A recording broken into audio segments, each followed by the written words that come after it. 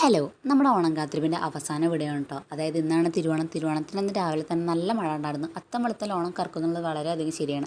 അപ്പോൾ പൂക്കളിടുന്നതിനേക്കാളും മുന്നേ തന്നെ കുറച്ച് പണികൾ തീർക്കാമെന്ന് ഞാൻ വിചാരിച്ചു. അപ്പോൾ നമ്മുടേതായ പണിയുടെ തിരക്കിലാണ്. കാരണം അമ്മയ്ക്കാണ് കിച്ചൺ ഡ്യൂട്ടി. അമ്മ അത് ചെയ്യട്ടെ, ഞാൻ എൻ്റെ പണി ചെയ്യട്ടെ. അപ്പോൾ പൂവൊക്കെ ഞാൻ ഇന്നലെ തന്നെ അരിഞ്ഞ് സെറ്റാക്കി വെച്ചിട്ടുണ്ടായിരുന്നു കേട്ടോ. കാരണം പണി കുറച്ച് ഈസി ആക്കാനായിരുന്നു. പണി എന്നാലും കുറച്ച് ഈസി ആയി പോയിട്ടുണ്ട്. അപ്പോൾ ഇന്നലെ ഇട്ട പൂക്കളൊക്കെ മാറ്റി ചാണകം ഞാൻ എന്നും നല്ല രീതിക്ക് നല്ല ആർഭാടായിട്ട് ഇതാക്കാറുണ്ട്. പക്ഷെ ഇന്ന് ഞാൻ അങ്ങനെ ഇതാക്കിയില്ല. കാരണം ഓവറാക്കി ചളക്കണ വെച്ചു.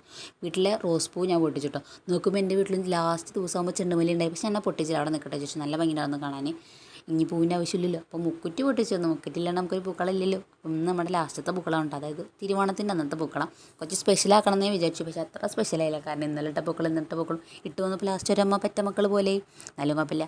ലാസ്റ്റ് ഡെക്കറേഷനാണ് കേട്ടോ. റോസ് പൂ വെച്ച് മുക്കുറ്റി വെച്ചപ്പോഴാണ് എൻ്റെ പൂക്കളം ഫൈനലൈസ് ആയത്. നല്ല ഭംഗിയുണ്ടായിരുന്നു കാണാമെന്ന് എനിക്ക് തോന്നി. അപ്പോൾ പൂക്കളം നൈസ്.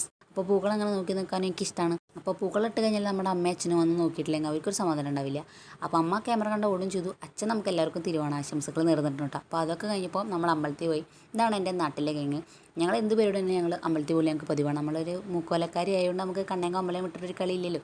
അപ്പോൾ നമ്മൾ അവിടെ പോയപ്പോൾ നല്ല രീതിക്ക് ഒരു വലിയ പൂക്കളം അവിടെ ഉണ്ടാക്കി വെച്ചിട്ടുണ്ടായിരുന്നു കേട്ടോ. അപ്പോൾ തൊഴുത് ഇറങ്ങി ഞങ്ങൾ കുറച്ച് ഫോട്ടോസൊക്കെ എടുത്തു. നോക്കുമ്പോൾ അവിടെ വരുമ്പോൾ കാശിക്കോട്ടനാണ് കേട്ടോ.